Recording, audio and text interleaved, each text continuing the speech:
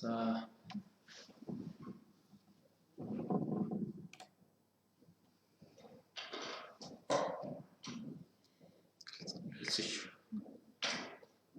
хүмүүс орж ирэх бүлээх юм.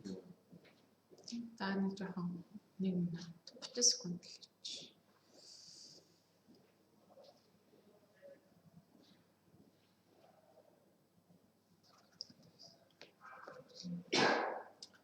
Өчигдөр лайвтайсан лөө. Үгүй байхгүй. Нөгөө 1 дэх 3 дахь 5 дахь сондоо тавьдаг. Нэг өдөр хин ярьсан блэ? Өмнө лайвс. Үрсэн лайваар болохоор даатгалын талаар гэхдээ эрүүл мэндийн даатгалын талаар илүү болж ирсэн. Тэрний өмнөх 7 хоног болохоор Арчоп ярьсан. Тэгээд тэний 2 лайв байсан. Тэгээд нөгөө хадгаламж хөргөлөл хэрэг үүсэх вэ? Тэр ихсэн талаарсан. Тэрийг аюул үзсэн байна. За ер нь тэр лайвуудыг үзсэн баха манайхан тийм ээ. За тэгээд хэлэх хүмүүс ороод ирсэн. За сайн байцгаана уу? За өнөөдрийн 3 дахь өдрийн лайваар болохоор бид нэр хувьцааны арилжаанд хэрхэн оролцох вэ? Ер нь хувьцаа гэж юу вэ гэдэг талаар Arch Securities компани гүйцэтгэх захирал Золзайтай ярилцах болно. Золзай маань бид нэр хувьцааны арилжаанд хэрхэн оролцох талаар захим сургалтыг оруулна. За ерөөхдөө бол өөр Золзайг баг хүмүүс мэдж байгаа хэ зөвнүүдийн танилцуулсан юм чаа. Тэгээ өмнөх 2 лайв дээр ярьсан учраас компани бас ер нь Underwriter гэдэг талаас нь өмнө танилцуулсан баг те. Тэгэхээр одоо нөгөө хувьцаа broker dealer-ийн үйл ажиллагаа талаас нь баг зэрэг танилцуулж байна. За тэгэхээр иш харж байгаа юм. Хүмүүс Arch Securities үнцаасны компанийн хувьд бол 1997 онд байгуулагдсан. За тэгээд одоогоор 23 жилийн түүхтэй ийм компани байгаа. Санхүүгийн зөвлөх хорооноос брокер, дилер, андеррайтер, хөрөнгө оруулалтын зөвлөх, за тэгээд гадаад арилжаанд зурчлах, номинал дансаар дамжуулан үйлчлэг үзүүлэх гэх мэтчлэн цааш шүүлгүүдийг аваад ажиллаж байгаа юм компани байгаа. Тэгээд өмнө нь бол яг нөгөө бонд гаргахтай холбоотойгоор яг андеррайтер талаас юу гэдэг вэ гэдгийг танилцуулж ирсэн. Мөн одоо та бүхэнд үнцаасны дансаа 1702-тэй холбоотой хэрхэн дансны эйгүү гэдгийг бол бас өмнөх лайваараа ярьсан. Тэгэхээр энэ удаа болохоор одоо яг хувьцаа хэрхэн авах вэ? Буюу одоо хувьцааны арилжаанд хэрхэн оролцох вэ? Монголын өрнгийн мэржээс яаж хувьцаа авч болох юм? Үнцаасны дансаа нээлгээ тэрний дараа яах юм гэх мэтчлэн одоо анхаашны мэдлийг өгнө. Тэгээ тэрнээс гадна хувьцаа гэж юу вэ гэдэг тухай бас яаж хувьцаагаа сонгох гэдэг тухай мэдээлэл өгнө. За тэгэхээр манай Arch Securities хүмүүст нөгөө хувьцааны арилжаагаар хамгийн зэрэгцээ ажиллаж байсан тийм компани байсан. За тэгэхээр хүмүүс нөгөө нэг уусаа сонирхч магадгүй хувьцаа гэж яг юу юм бэ гэдэг нэг тийм тодорхойл хувьцааг аюул товчноор тайлбарлал. За эндээс юу слайдаа бэлдсэн байгаа. Тэгээд слайдаасаа шууд та бүхэнд танилцуулаад явчих. Тэгэхээр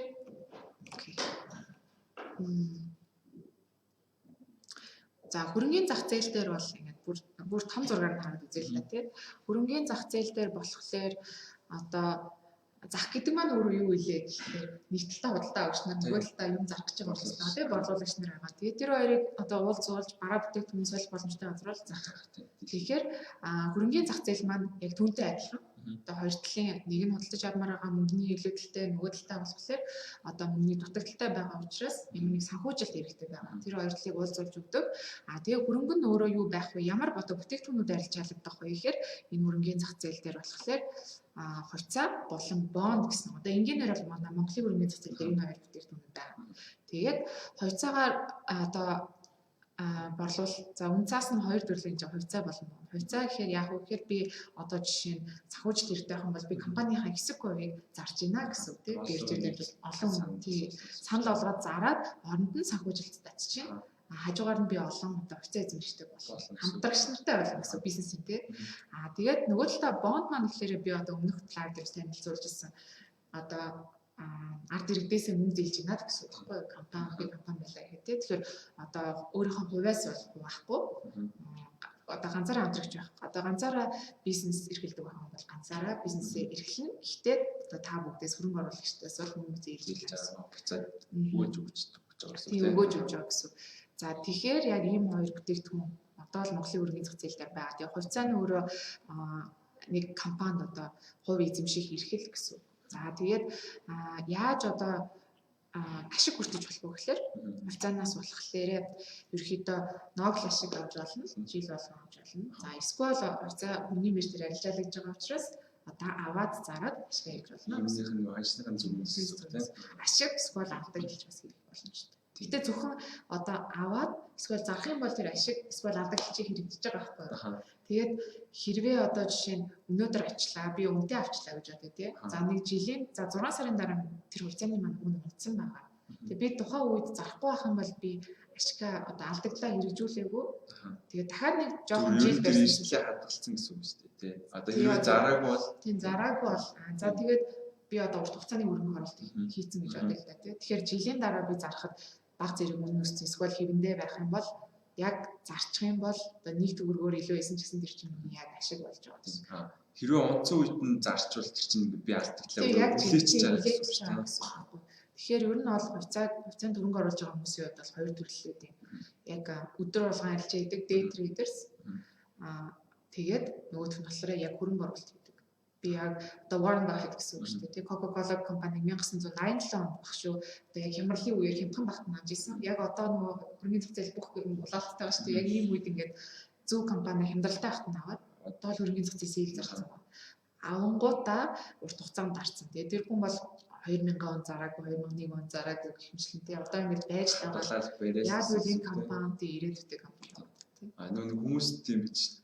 Нэг өнөөдөр аваад за маргааш зараад нэг айгүй богино хугацаанд аваад зараад за гэлс мөнгө гэж юм шиг бодоод тэр айгүй эрсдэлтэй те ер нь бол тэр бол маш тэрэн дээр нэг зөвлөгөө ерөнхийдөө урт хугацаанд нөгөө өгөөж өгдөг гэх юм одоо нэг хувьцааны талаар мэдлэг хүмүүс үү ч тийм тэд нар болохоор нэг сонсчоод за ингэт юм байна гэж бодонгуудаа за нэг хэд хоногийн хугацаанд та нэг одоо судалж байгаа л тийм бас нэг өөрөө мэдлэгээр судалж байгаа нэг хувьцаа худалдаад авлаа одоо энэ компанийн гайв юм байна гэдэг. Тэмүүтээ айгүй богино хугацаанд зарчдаг. Эсвэл ингээл унгангууд нь ингээл сэтгэл санаа хямрал ингээл миний мөнгө буцаад өнгөцчлээ гэж боддог. Тэр тал дээр нэг зүйл.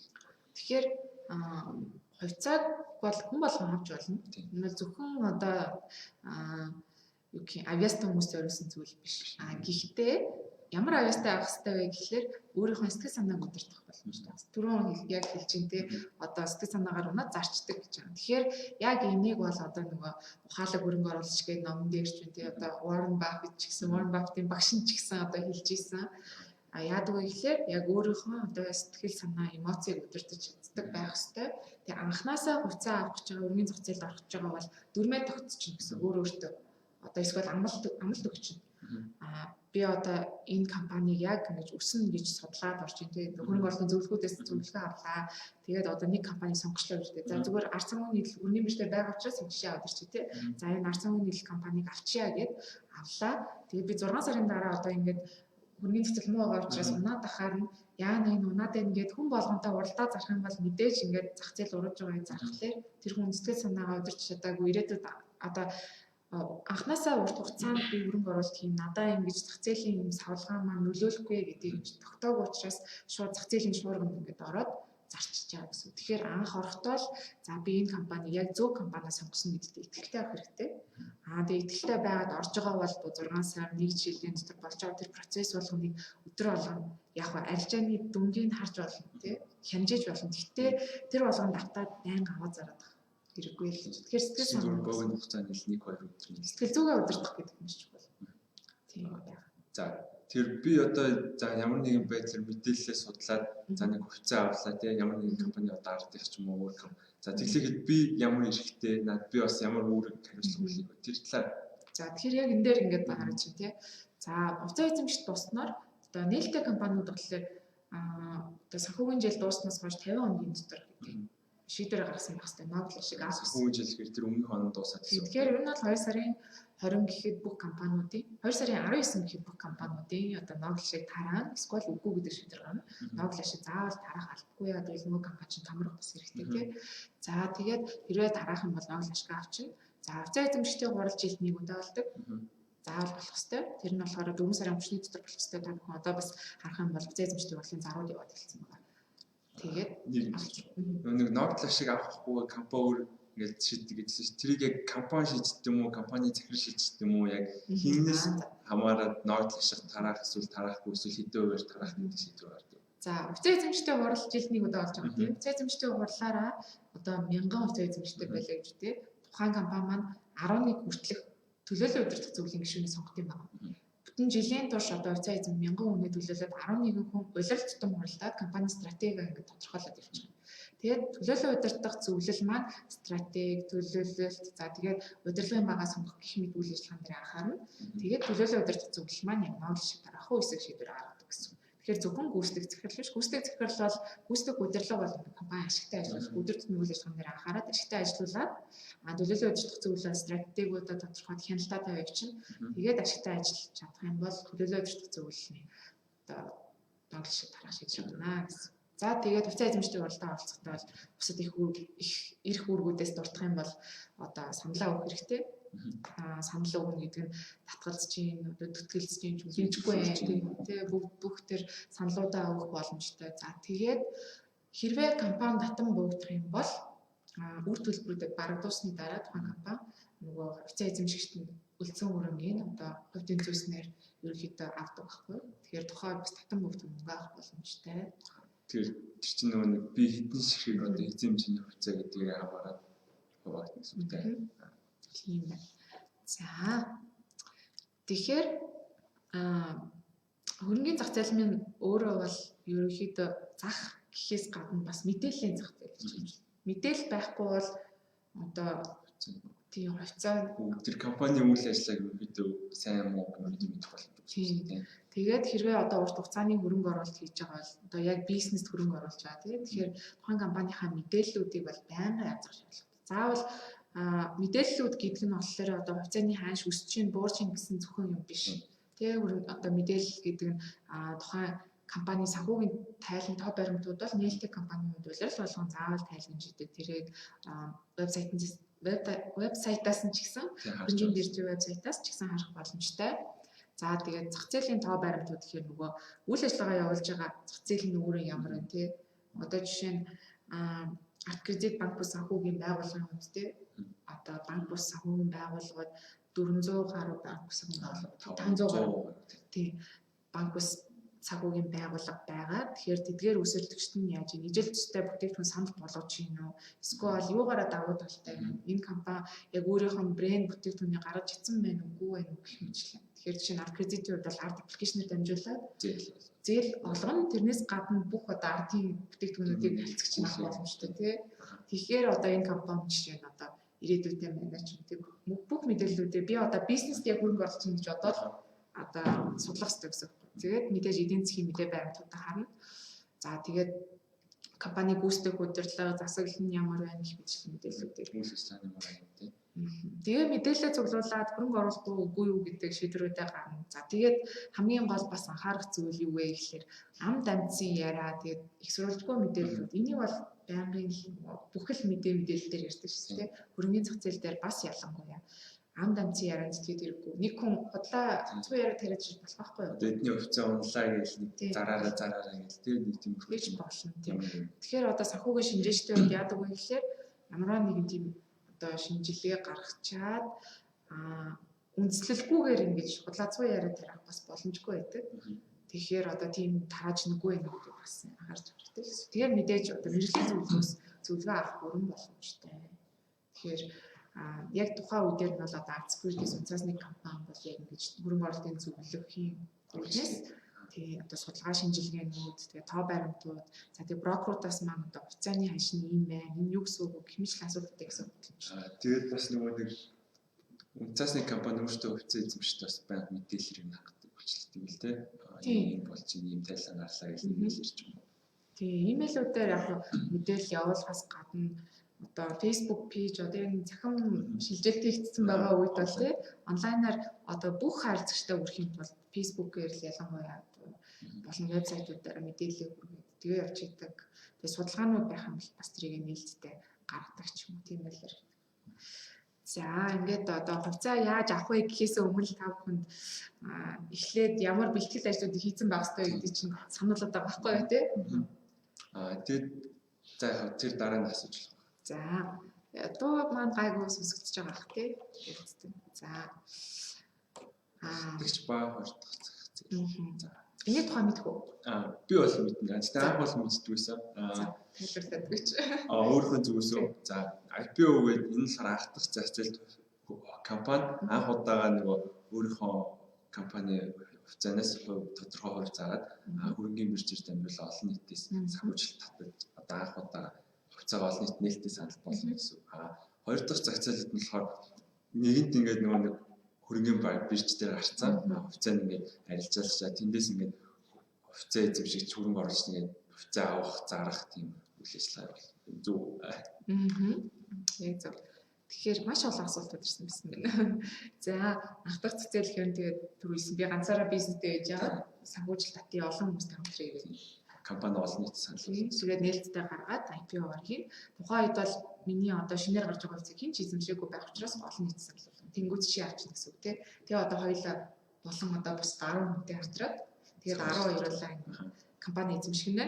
Тэгээд санхүүжилтаа татаад үйл ажиллагаагаа явуулж агаад хоёр дахь зах зээл рүү. Чи миний хэрэгцээ гарлаа. Гармаар байна. Бизнес ярисаа гармаар гэх юм бол одоо хаалттай байсан бол аюул зархад хэцүү шүү дээ. Нээлттэй компани хувьцаа бол хөрөнгөний бирж дээр өссөн үед зарж болно гэсэн үг. Зарж болдгоороо маш тавталтай нэг. За ийм хоёр төрлөөр бол ерөнхийдөө хувьцаа бас авах боломжтой байх юм шүү. Анх дахьчаас болон хоёр дахьчдээс. Хоёр дахьчдээс тэгээд гэхдээ анх дахьчаас гэвэл зөвхөн анх удаа нөгөө нэг хувьцаагаа санал болгож байгаа компаниудаас тэгээд энэ боломж бол бас байнга тохиолдохгүй. Хөрөнгөний зах зээл дээр 19 онд 18 онд гээд ерөнхийдөө нийт 9 IPO болон RTO тэгээд давхар бүртгэл гэх мэтчлэн одоо компаниуд гарсан байгаа. Арт кредит, Ардатал, Арцамууны гэдэг бүгдээр гарсан. Монгол шуудангийн хувьд бол жишээ нь юу яасан бага 2016 онд нэг сард болохоор яг одоо зөвхөн засгийн газрын эзэмшилтэй байж байгаа 34% одоо олон нийтэд гаргасан тийм санал болгоод за тэрэн дээр болохоор ард цагийн хөдөл орж одоо хөрөнгө оруулагч болсон гэх мэтчлэн одоо маш олон төрлийн ард цагийн нийлийн хувьд жишээ нь RTO гэдэг түрүүний дуртайгүй бас нэг зүйл юу вэ гэхээр ургуу нэгдэл буюу одоо backdoor listing гэдгийг одоо арын хаалгаар бирж дээр гарах гэдэг юм үү те. Хүмүүс нэг жоохон тайлбарлаад. Тэр одоо юу гэсэн үг вэ гэхээр одоо хөрөнгөний биржтэй бүртгэлтэй юм shell компани үйл ажиллагаа явуулдаггүй, арилжаа нэг явдаггүй тийм компаниуд байж идэг. Тэгэд бас гадны хөрөнгөний зах зээл дээр энэ их ажиллагддаг. Хаалттай хувьцаат компани, эсвэл зүгээр бас сэдварлалтын харилцаатай компани ингээд үйл ажиллагаа явуулаад идэг. Маш сайн явуулдаг. Хөрөнгөний бирж дээр гараа ирэхлээр заавал олон нийтээс санхүүжилт татмаар байгаа. Тэгэнгүүт бирж дээр байгаа тэр компани дээр очиод одоо нэгдчихдэг гэсэн үг. Тийм нэгдээд тэгээд шинээр мөнгө босгохгүй зүгээр одоо байгаа хувьцаа эзэмшилтийн нээлттэйгээр бивэнтэй одоо бусад хүмүүст арилжаа хийх боломж олгоод тэгээд нээлттэй хувьцаат компани болох гараад ирсэн. Энэ тохиолдолд гэхдээ Монгол ганцхан манай компани ганцхан байсан үг тийм. Энэ нэг асуулт байна. Ганц үг гам бол тийм. Анх дахь зах зээлд оролцохын сул тал юу байдаг вэ? Жижиг хөрөнгө оруулагч бага хэмжээгээр захиалга өгөхөд захиалга багасж биелсэн байна. Ямар учиртай юм болоо захиалга нь давж биелсэнтэй холбоотой байх шиг байсан. Тий. IPO-н дээр болохоор маш олон төрлийн одоо олон нийтээс хувьцаа санал болгох арга байдаг. Одоо жишээ нь 5 тэрбумыг босголоо гэж үү тий. 5 тэрбумыг босгох гэж байгаа компанийн хувьд бол одоо ардаад талаар жишээ ярил л да. 5.2 тэрбумыг босгох гэж ийсэн. Тэгэнгүүт одоо захиалгын сан маань давж жишээ нь яг бараг юу юм шиг кредитээр гарсан тохиолдол юм шиг. Нүний 5.4 тэрбум босгох байсан боловч нөгөө захиалгын дуун 209% давсан гэдэг 7.3 тэрбум хувьцаа болоод тэгээд нөгөө 70-аас 85% анх дэх захиалгын бишээ захиалгын бүртгэлийн аргаар шийдвэрсэн гэдэг багсаж биелсэн гэдэг нь одоо жишээ нь 5 тэрбумын хувьцаа санал болгоцсон байсан чинь анхнаасаа тэр юугаа тогтно гэсэн үг л дээ дөрмөө тогтчихно гэсэн үг. Бид нэр 5-ыг босгоно. Харин хэрвээ 10 тэрбумын захиалга орж ирэх юм бол одоо жишээ нь чи 100 саяар би 50 саяар тийм нэг хүн 250 саяар гэхээр шууд бүх мөнгөийг чи яах вэ? Даваад үлдсэн болохоор одоо хувь тэнцвэрлэнэ гэсэн үг. 10 сая байгаа бүх хүндээ одоо хүргэе гэх юм бол одоо 10 тэрбумын захиалга өгсөн бүх хүндээ хүргэе гэх юм бол чи 100 саяар учраас одоо хувьчлаад чамд өгнө. Надад би 50 саяар захиалга өгсөн учраас надад хувьчлаад өгнө. Гэхдээ илүү гарсан үгийг буцаага цаар шилжүүлдэг тий. За ийм хөл тохиолдол. Эсвэл одоо түрүүний хэлсэнчлэн 70-аас 85 үж байгаа. Яг хаана одоо 80 зогсоох бүх билдинг гэдэг дансны бүртгэлийн аргаар ингэж бас явд юм аа. За хэлбэр өглөө. За энэ дээр түрүү өөр цаасны компани дээр данстай таван дээр нийлгэж болох уу гэсэн байсан болно. Ерөнхийдөө бол бүх хүн 5 хүртэлх компани дээр цаасны компани дээр дансаа нэг боломжтой байдаг. Тэгэхээр өөр газар данстай бол тэрийг заавал хаалгахгүйгээр манай дээр хурж ирээд дансаа хурж ирээд биш. Одоо бол арт аппликейшнээр болон Facebook чатаар дансны боломжтой. Тэгэхээр одоо би жишээлбэл өөр компани дээр хувьцаатай байж байгаа одоо арт security-с нийлүүлээ гэж бодоход би тэр хувьцааныхаа аль компани дээр байгаа эднийг мэдээлэл юм шилжүүлэх шаардлагатай болно. Одоо хувьцаагаа тэнд нь үлдээж болно эсвэл манайх руу бүр ингэж шилжүүлж болно гэсэн. Тэгэхээр дансны хулгай аваад ирээд тэгээд бид нар танийхан дагуу шилжүүлэлт хийгээд тэгээд таны арт аппликейшн дээр шууд харагддаг болно гэсэн. Тэгээд эндээсээ шууд одоо хувьцааныхаа багцаа гинод юмнаа гэсэн. Тийм мэдээлүүд нь тэр. За өөр ингээд асуултууд байхгүй бол хүмүүс нөө найзуудтай айгүйх санал болгож тийм тэрнийхээ тухайд урьдчгүй нэрээ. Тийм. За манайх ингээд найзуудтайгаа меншн хийгээд тэгсэн тохиолдолд ингээд бид нэр рандомоор сонгоод 10 хүнд 50000 арт coin бэлгэлнэ. Тэгэхээр найзуудтайгаа меншн хийгээд нэгсэндээ найзууд чинь энийг мэдээд бас өөрсдөө хэрэгтэй хувьцааны арилжаанд орох сонирхолтой бол тийм лайв үзээд мэдлэг хөрвөл шүү. Энд нэг асуулт ирсэн байна. Түрүү ноглаш шиг авахыг ярьжсэн. Тэгээд ноглаш шиг авахын тулд бүртгэх өдрөөс өмнө хувьцаа авсан байх хэрэгтэй юу? Бүртгэх өдөр гэж ямар их бүртгэлтэй вэ? За тийм энэ болохоор ноглаш шиг болон хувьцаа эзэмшигчдийн хугацаанд авах заавал бүртгэх өдөр гэдэг юм бүртгэлийн өдөр тийм. Бүртгэлийн өдөр. Тэгээд бүртгэлийн өдрийг одоо жишээ нь 4 сарын 1-нд тогтсон байх юм бол яг тухайн өдөр одоо 3 сарын 30-нд худалдаж аваад тэгээд 4 сарын яг 1-нд тасалбар олж байгаа өдөр хувьцаа эзэмшигч байж лах юм бол тухайн үеийг чинь одоо хувьцааны тоогоор ноглаш өгнө. Эсвэл одоо яг тэр манай компани хувьцаа эзэмшижээ л гэдэг тооцоод авчихсан шүү дээ. За зөв. Тэгээд хэрвээ тэрнээс өмнө хувьцаа эзэмшигч байж байгаа. Тэгээд 4 сарын 1-нд зарсан байх юм боломжгүй. 2-нд нь авах юм бол боломжгүй. 1-нд байж байгаад 2-нд заавал бас боломжтой. Гэхдээ та бүхэн урт хугацаанд хөрөнгө оруулалт хийж байгаа учраас бас тийхгүй баха тий. Шууд аваад зараад ингэж цуглаад тий. Тэгээд бас одоо яг нөгөө хувьцаа аваад зараад байгаа хүмүүс өөрсдөө бас яг байнгын ашигтай байна гэж бодож байгаа боловч нөгөө брокерийн шимтгэлтэй бас тэрийгэ тооцдоггүй. Яг нөгөө багц маань ихээр одоо ашигтай байнгүй байх гэдэг харагдаа. Тэгэхээр одоо жишээ нь 1% шимтгэл манай дээр байгаа ч гэсэн та ингээд өдөр болгон арилжаа хийгээд тэгээд өдөр болгон ингээд 2% л юм маржинтай зөрүүтэй яваад тэгээд 70% нь 1% шимтгэл талдагдаад байна. Тэгэхээр бас тэрийгэ тооцоод байна. Тэгээд энэ security-с одоо хувьцааны шинжилгээ яаж хийх вэ гэсэн байна. Яг энэ лайвын сүүлд болохоор асуулт асуув. Тэгээд тэр асуултанд зөв хариулсан хамгийн зөв оновчтой өгүүлээр хариулсан 3 хүнд ухаалаг хөрөнгө оруулалт гэдэг одоо сургалтанд суух эрхийн бичиг өгөн тэр төлбөртэй сургалтаагаа бас тэр ном дагалддаг байгаа. Тэн дээр илүү дэлгэрэнгүй одоо эцэг одоо зарж байгаагийн юу н дараагийн шилдэг. Тийм дараагийн шилдэг. Одоо л хамгийн ингээр бас тав хүн хэлцүүлж байна. За хоцорчжээ гинэ. Одоо л ер нь яг гол юм аа. Яг гол хичээл рүүгээ орох гэж байгаа. Тэгэхээр ер нь хоцроогүй санаа зовлтгүй. Эсвэл дараа нь бас нөхөд үзэж болно. За тэгээд хувьцааны дансаа нийлэхэд гацраагүй байгаа. Арилжаанд ороход ч гацраагүй байгаа. Одоо мэдээлэл авахд гацраагүй байгаа. Өнөөдрөөс бүхэн эхэлж болно. Ямар ч оройтгүй эхлэл. За хувьцааны арилжаанд тэрхүү оролцох вэ? Тэгэхээр хамгийн түрүүнд бол үнцаасны данс тавс. Үнцаасны дансаа нийлгэсэн үлээ. Надад зүгээр нь хэлжсэн шүү дээ. Окей. За тэгвэл мэдээж үнцаасны дансаа нийлгэсэн байх шаардлагатай. Үнцаасны дансаа нийлэхэд бол хамгийн хялбар арга нь юу гэхээр аппликейшн бол хүн болгонд суулгаад үлдсэн байгаа юм тийм. Тодорхой хэмжээгээр бас ашиглаж үзсэн байна. Тэгэхээр ардапын халдвар дансанд 10,000 төгрөг байршуулад тэгээд гарангууд юу гэж байгаа. Үнцаас гэсэн зэс байгаа. Тэгээд дараад оронгууд одоо өөдөөс чи үнцаасны данс нэг гэрээ гараад ирнэ. Хэрэв манай дээр данстай бол шууд гарчгүй хувьцаанууд чинь гараад ирнэ.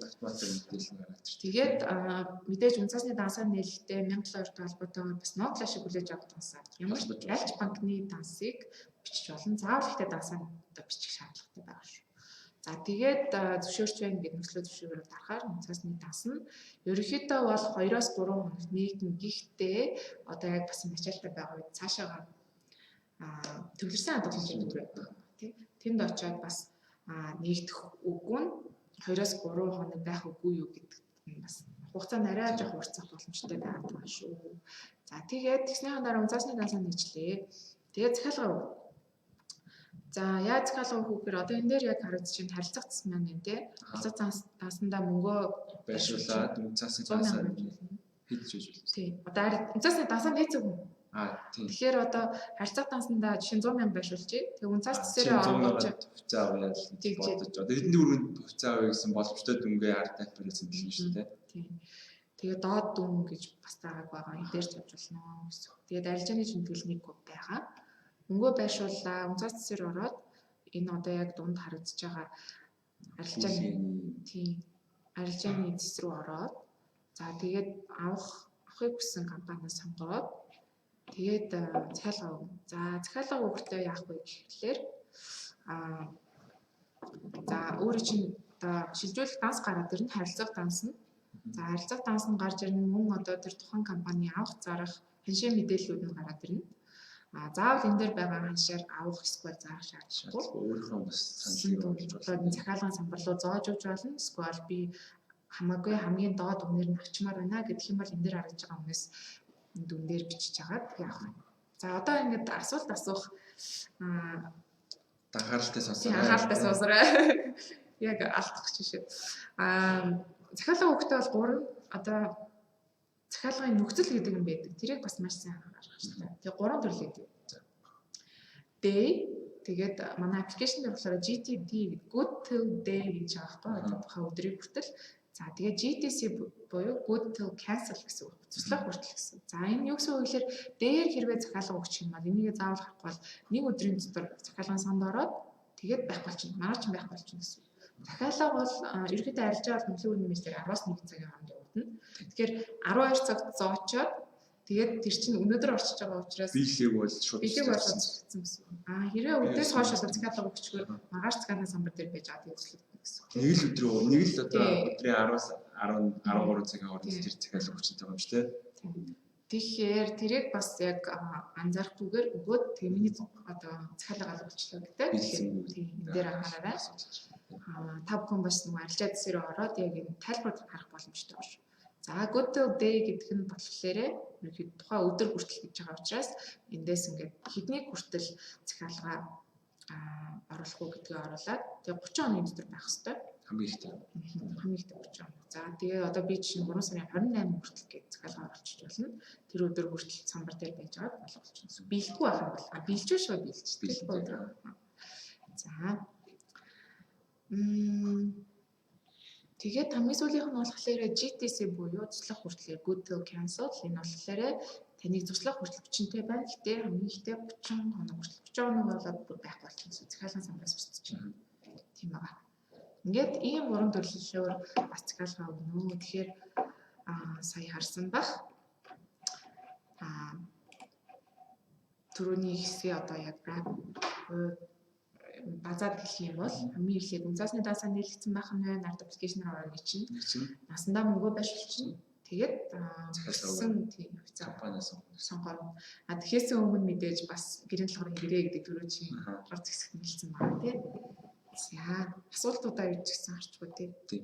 Энэ асуулт байна. Юу айгүй хүмүүс асуугаад тийм. Би бас өөрөө бод. Хэрвээ манай дээр унцаасны дансаа нийцсэн бол 4072 үлдэгдэл яа харагдахгүй байгаа юм бэ? Тэрний мэдээлэл яа орж ирдэг юм бэ? Хүмүүс тэр аягүй сонирн байж магадгүй. Тэрийг тайлбарлал. Нэг шууд апп дээр нийцсэн бол ингээл 957,070 орчим хүмүүс зарж исэн бол тэр үлдэгдлээ хүмүүс харагдана гэж бодож байгаа шүү. Тэр болохоор харагддаггүй байгаа. Ерөнхийдөө бол унцаасны төвлөрсөн хадгаламжийн төв дээр яг одоо бүртгэл нь явагддаг. Та бүхэн 1589 гэдэг дугаар руу өмнө бас хэлжсэн латинаар регистрийн дугаараа бичээд харах боломжтой. Эдгээр шиг хуцаатай байна уу, үгүй байна уу? Тэгээ хаана унцаасны данстай байна. Тэрнээс гадна өөрсдийнхөө вебсайтаар ороод Google-ээр зүгээр унцаасны төлөвлөсөн хадгаламжийн төв гэж таачих. Тэгээд ороод харах боломжтой. Ороод регистрийн дугаар иргэд гэж дараад регистрийн дугаар руу ороод Тэг шалах боломжтой. Арт аппликейшн дээр бол харах маш боломжтой байгаа. Тэр одоо хэсгийг харахандаа үнцаасны компаниудад нээж өгч чадаагүй цаанаасаа нэг байгаа учраас арт аппликейшн дээр одоохон харагдах байгаа. Нээлттэй болох юм бол саяны нөгөө компаниуд гарч ирсэн шүү дээ. Биржээр компаниудтай адилхан тий гараад ирнэ гэсэн үг. За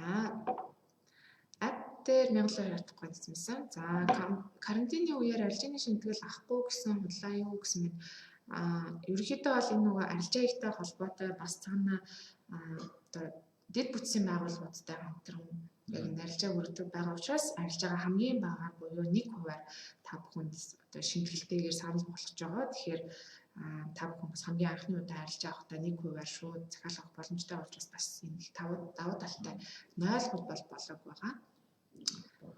Тэр нь өөр компаниудын бас шийтгэл нь өөр юм л дээ. 1.5 2 орчим ингээд хэлж байгаа шийтгэл. Тэг компаниас шалтгаална.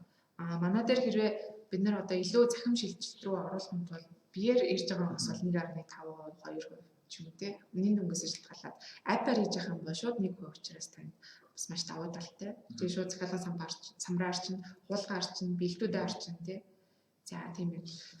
Энэ сургалтыг бас асуусан баг шиг байна. Энэ сэдвэр бол сургалт явагддаг. Та бүхэн бас Art Securities гэдэг пэйжээр орохоор ерөнхийдөө одоо 7 хоног болгон ухаалаг хөрөнгө оруулалт гэдэг сургалт явахаар төлөвлөгдсөн байгаа. Сая өчигдөрхөн яг нэг сургалт маань явсан. Тийм. Ерөнхийдөө хаалттай өрөөнд явагддаг. Сургалтанд бүртгүүлнэ төлбөртэй. Тэгээд хаалттай групп дотор явагдаад сургалтаа авсныхаа дараа болохоор одоо 72 цагийн турш тэр нь хадгалагддаг тухайн групптэй үзээд тэгснийхэн дараа таныг бас маш том харилцагчдын групп рүү нэмэн тэн дээр бол байнгын апдейт өгөөддөг явах боломжтой. Энэ нь бол ухаалаг хөрөнгө оруулалт гэдэг сургалт нь юунд бэлж байгаа гэхээр таныг одоо зөв компаниас сонгох, үн цэний хөрөнгө оруулалт гэж юу юм гэдэг тухай бас танилцуулна. Тэрнээс гадна цаашаа одоо гадаад арилжаанд хэрхэн оролцох вэ? Монголын үнгийн биржээс гадна тийм хэрхэн оролцох вэ? Тэгээд эхлээд paper trading буюу одоо цаасан мөнгөөр гэдэг одоо демо арилжаа хийх тэр заавруудын нөгөөд явах хэмжлэн даваа талуудтай байгаа.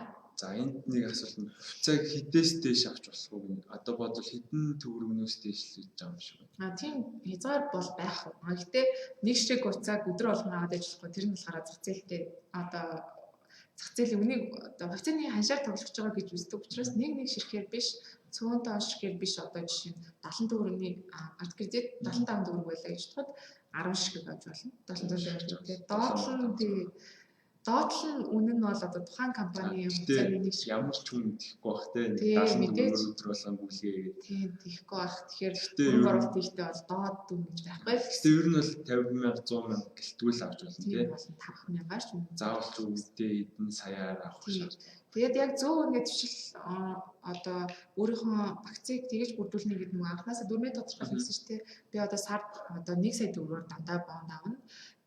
100,000 төгрөгөөр дандаа хувьцаа авна ч юм уу тий. Одоо би гэр бүлтэй байвал арай өөр тий. Эсвэл байнгын хадгалдаг залуу хүн байх юм бол арай өөр гих хэмжлэг багцаад нь өөр байдаг байхгүй.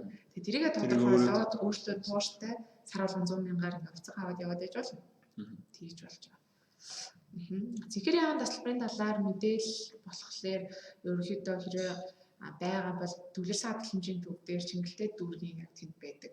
Очоод мэдээлэл авах боломжтой. Хэрэг манай дээр яг данстай байна гэд хүрээд ирэх юм бол та бүхэн бас мэдээлэл өгч болно. Цэгэр яам тасалбар нь бол яг уучлалын үед их уучлал бага уучлал гээд тараагдчихсэн. Тэгээд нэг нь болохоор нэг л удаа ашиглах яг мал одоо тоног төхөөрөмж авахын боломжтой байсан. Барилга юм компаниудыг батлаад над нэг тэмчээс наваад жоохон 10 жил тох юм уу да. Манай тэр чинь цэгэр ягаан тасалбар буцаад юу юм бэ? Урамшууллыг нь олгож эхэллээ шийдний 2000 он 12 он гэдэг юм. Тэгээд ноглоо шиг үү? Тэгээ ноглоо шиг үү.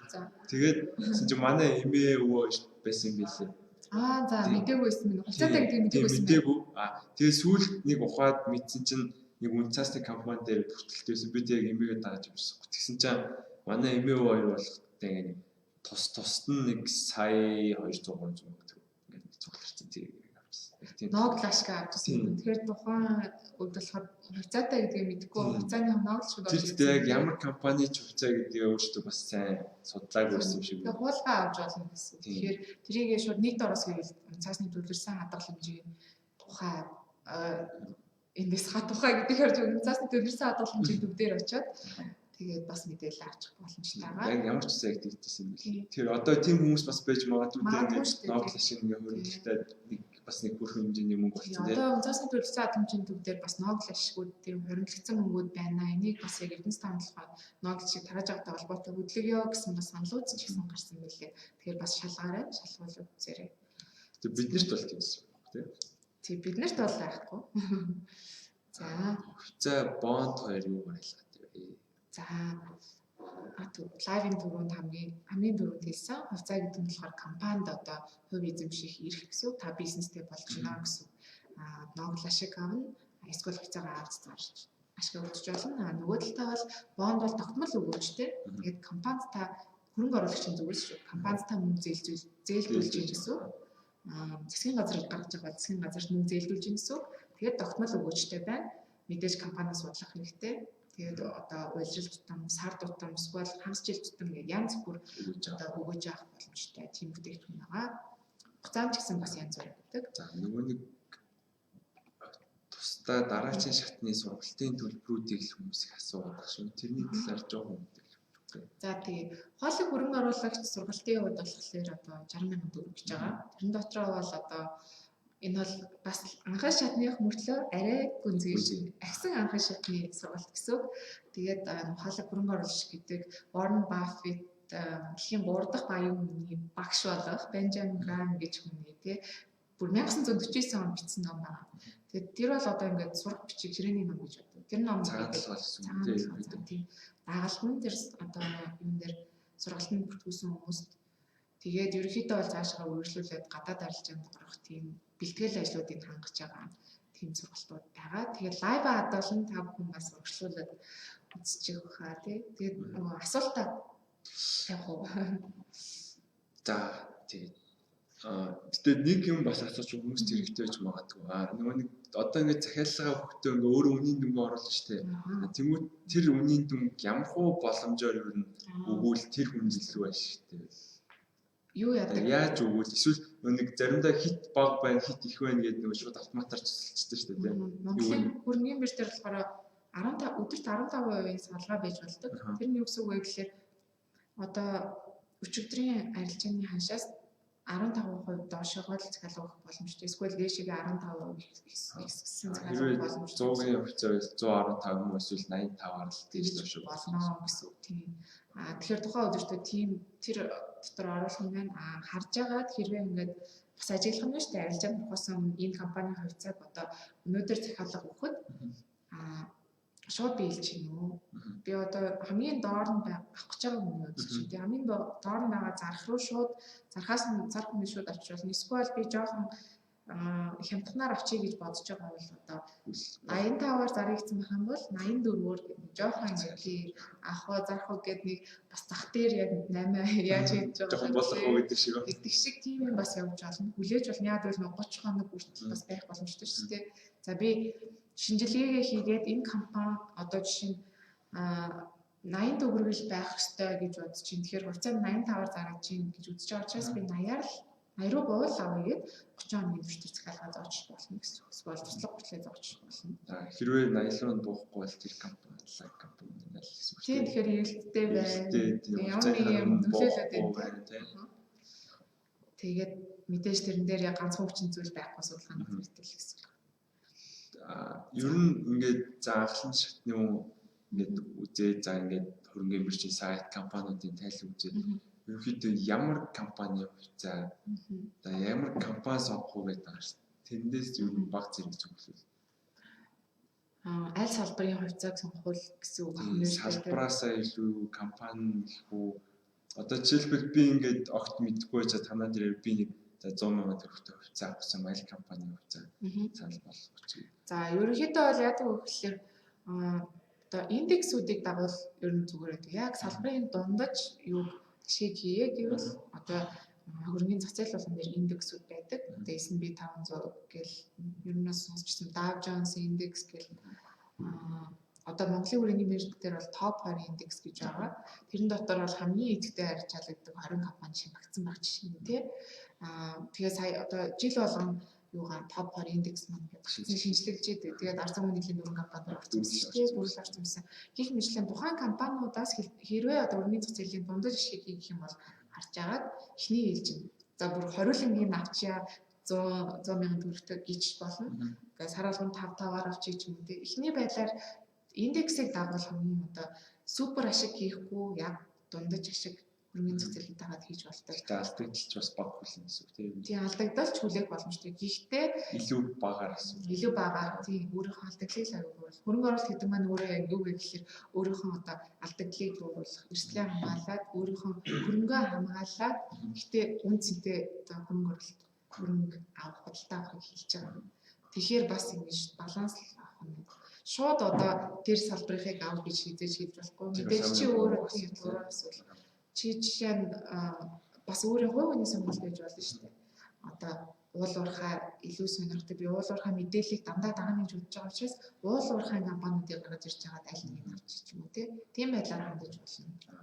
Илүү агсан шатны зөвлөгөөл нь хичээлүүдээр яг бүр практик дээр үзэн гэсэн үг шүү дээ. За тэгээ хэрвээ сонирхож байвал ер нь сургалтаа бүртгүүлэх холбоос юм уу тавьсан билээ. Бүртгүүлэх холбоос маань тууд марцгүйдсэн пэйж дээр гараад ирнэ. Тэгэхээр өчигдөр тийм тэрэн дээр гараад ирнэ. Ямар ч гэсэн энэ лайвыг үзэж байгаа хүнд болохоор 3 хүн даа. Энэ лайвыг үзээд би одоо нэг асуулт асуусан. Тэгээд тэрэнд зөв хариулсан маш оновчтой зөв хариулсан 3 хүн болохоор яг тэр ухаалаг хөрөнгө оруулагч сургалтанд суугаад нам авах эрхийг биелүүлэх юм байна. За тэгвэл асуултаа тавь тий. За GTC би төрүүлсэнтэй GTD аюул тодорхойсон D гэдэг гол байгаа. GTC, GTD, D гэсэн 3 одоо хувьцааны нөхцөлт захиалга байдаг. Захиалгатай оруулдаг. Тэгэхээр тэр 3-ын тайлбарыг та бүхэн бичээд комментээр үлдээгээрэй. Хэрвээ шипи авахыг хүсэх юм бол лайв урагшлуулж үзэж болно. Эсвэл арт аппликейшнийхаа унцаас тесээр ороод унцаас дасаа нийчээд тэгээд захиалга өгөх гэж үзэхдээ D, GTC, GTD гэж дараад тэр доорх байгаа тайлбаруудыг бас тавих боломжтой шипи өгөх юм бол. Тэгээд бидтэй ах бас мэдтгүйсэн. Бараг сая л сонслоо. Тэгэхээр маш чухал шүү. Анзаарахгүй шүү юм шүү дээ.